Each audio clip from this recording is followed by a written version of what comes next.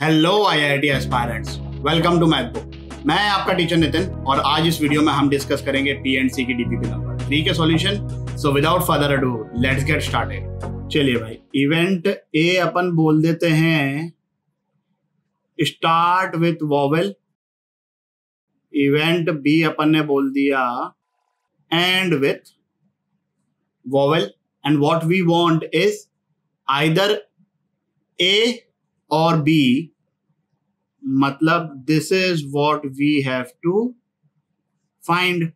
अब ये होता है, इसको पहले अपन कैलकुलेट कर लेते हैं। Words starting with a vowel, कितने लेटर का वर्ड बनेगा? 7 लेटर का। अब यहां पर वॉवेल कितने हैं? 2 हैं, A I. So this place can be filled in how many ways? 2 ways, either by A or by I. This place can be filled in how many ways? 6 ways. यहां पर तो कोई प्रॉब्लम ही नहीं है। यहां पर 5 ways, ऐसे गाड़ी चलती जाएगी और यहां पर लास्ट में 1 ways आ गया। सो एन ए की वैल्यू आ गई 2 times 6 factorial. Similarly n B की वैल्यू एंड विथ वॉवेल, इसकी भी वैल्यू आ जाएगी 2 times 6 factorial. And A intersection B, this will be slightly more interesting. Starting with a vowel, ending with a vowel. अब पहली place को vowel से मैं 2 तरीके से फिल कर सकता हूं, आइदर बाय A और बाय I. एक वॉवेल अगर यहां पे ऑक्यूपाई हो गया, so this place can be filled in only 1 way, जो भी बचा हुआ वॉवेल है, क्योंकि अपने पास 2 ही वॉवेल है क्वेश्चन में। This place now can be filled in how many ways? 5 ways. 5 letter बचे, 4, 3, 2, 1। तो इस एक्सप्रेशन की वैल्यू आ गई 2 into 5 फैक्टोरियल। फाइनल आंसर हो गया हमारे पास 2 into 6 factorial plus 2 into 6 factorial, Na plus Nb minus Na intersection B। अब जब इस टाइप के एक्सप्रेशन आते हैं और हमको कैलकुलेशन करना है, तो कैलकुलेशन करते वक्त ये थोड़ा सा ध्यान रखा करो कि जो सबसे बड़ा फैक्टोरियल है पहले उसको बाहर निकाल लो। 5 फैक्टोरियल सब में से बाहर निकलेगा, यहां पे क्या बचेगा? 6 बच जाएगा, तो 2 into 6 12 इधर आ गया, 12 इधर आ गया। 2 भी कॉमन निकाल सकता था मैं साथ में, that would have been slightly easy. तो ये हो गया 22 into 5 फैक्टोरियल।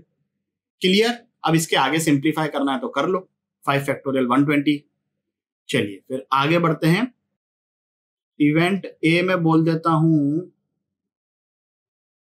SIN together. अब what I want, neither A nor B nor C, तो डी मॉर्गन भाई के हिसाब से ये हो गया इस तरीके से। N of A union B union C, ये हम कैलकुलेट करेंगे अपने प्रिंसिपल ऑफ इंक्लूजन एक्सक्लूजन से। अब NA का मतलब क्या हुआ कि SIN, ये 3 लेटर साथ में हैं, तो इसको अपन ने एक सिंगल यूनिट मान लिया। एक ये अलग, ये अलग, तो एक लेटर ये हो गया, 2, 3, 4, 5 लेटर हो गई है। With in this 1 single unit SIN can be arranged in 3 factorial veg. तो NA की वैल्यू आ गई 5 factorial into 3 factorial plus NB मतलब G एंड H टुगेदर, इनको अलग रखना है, मतलब इन पे कोई कंडीशन नहीं है, है ना। प्रिंसिपल ऑफ इंक्लूजन एक्सक्लूजन में जब हम NB के बारे में बात करते हैं, so we are not concern with NA और NC और what ever it. So 1, 2, 3, ये 1, 4, 5, 6, समझ आया ना। इसको अपन ने एक सिंगल लेटर माना है। अच्छा, with in that box G and H can be arranged in 2 factorial veg. So this will be 6 factorial into 2 factorial same will be the answer of NC, क्योंकि उसमें भी 2 लेटर्स ही हैं, minus n times a intersection b। a intersection b का मतलब ये तीनों साथ में, ये दोनों साथ में, तो इसको एक सिंगल लेटर मान लिया, इसको एक सिंगल लेटर मान लिया, 1 2 3 4। Within this box, this can be arranged in 3 factorial ways. These can be arranged in 2 factorial ways.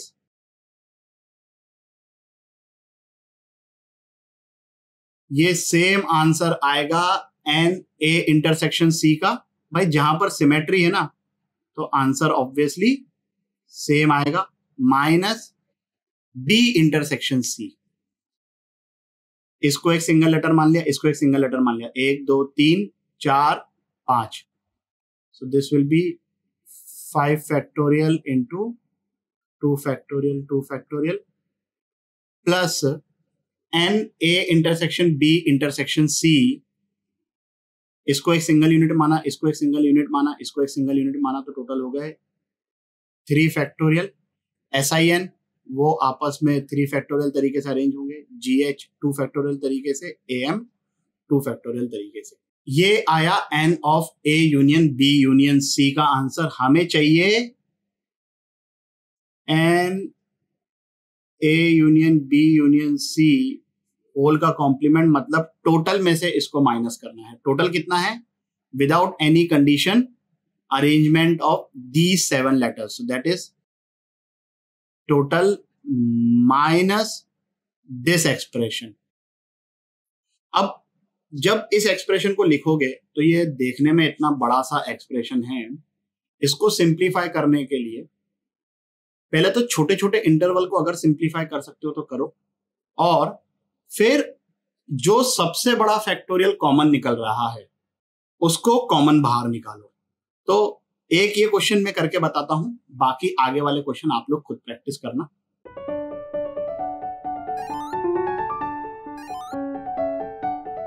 अब अपने को ये देखना है कि कौन सा सबसे बड़ा फैक्टोरियल बाहर निकल रहा है। यहां पर देख के तो ऐसा लग रहा है कि 3 फैक्टोरियल सबसे बड़ा है, क्योंकि यहां पर 4 फैक्टोरियल नहीं है। बट मैं ये कर सकता हूं कि 2 factorial into 2 factorial that is 4, 4 into 3 factorial that will become 4 factorial. तो 4 फैक्टोरियल इस पूरे एक्सप्रेशन में से मैं बाहर निकाल लेता हूं। यहां पर बच जाएगा 7 इंटू 6 इंटू 5। यहां पर से 4 फैक्टोरियल बाहर निकला, so this is 5 into 3 factorial that is 30। यहां से 4 फैक्टोरियल बाहर निकला तो this is 6 into 5 into 2, 30 into 2 बोले तो 60।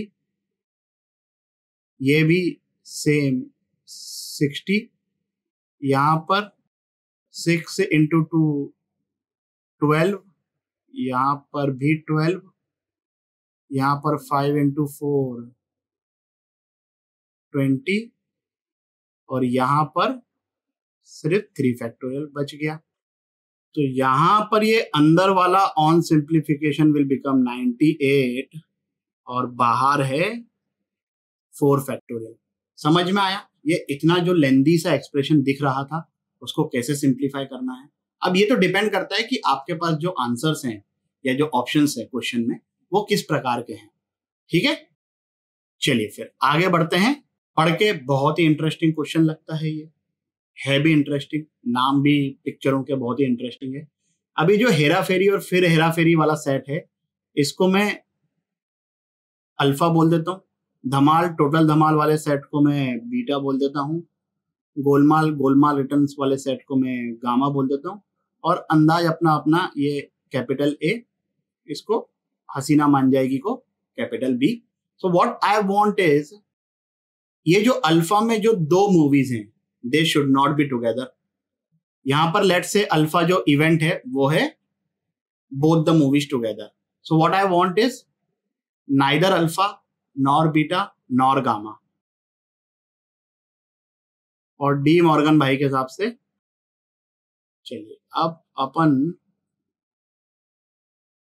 इसको कैलकुलेट करते हैं प्रिंसिपल ऑफ इंक्लूजन एक्सक्लूजन से। This will be equal to n alpha plus n beta, वो सब तो पता है। एन अल्फा मतलब ये जो हेरा फेरी और फिर हेरा फेरी वाला सेट है, इसको अपन ने एक सिंगल यूनिट मान लिया। तो एक सिंगल यूनिट ये और बाकी टोटल 6 मूवीज, तो that is 7 factorial and within that single unit Hera Pheri and फिर Hera Pheri can be arranged in 2 factorial veg.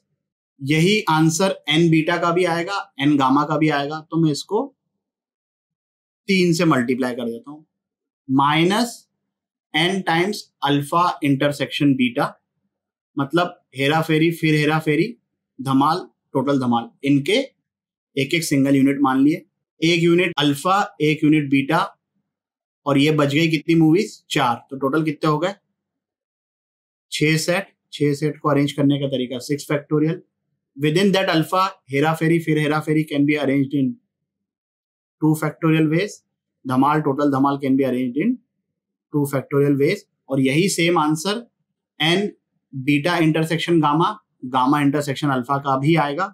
सो इसको भी इंटू 3 कर दिया, प्लस अल्फा बीटा गामा, ये सब इवेंट्स हो रहे हैं।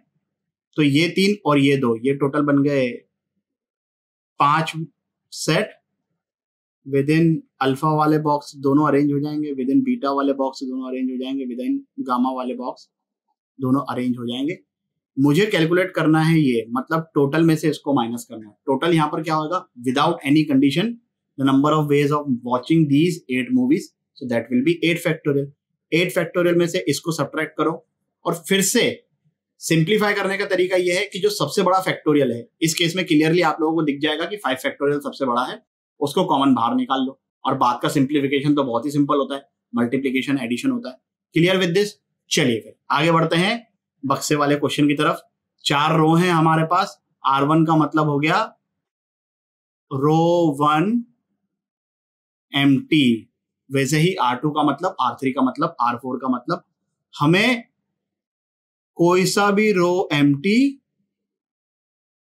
नहीं चाहिए। सिमिलर क्वेश्चन लेक्चर में भी किया था, है ना? सो आई एम श्योर कि ये हो गया होगा सबसे। अब इसकी वैल्यू कैलकुलेट कर लेंगे हम प्रिंसिपल ऑफ इंक्लूजन यानी एक्सक्लूजन से।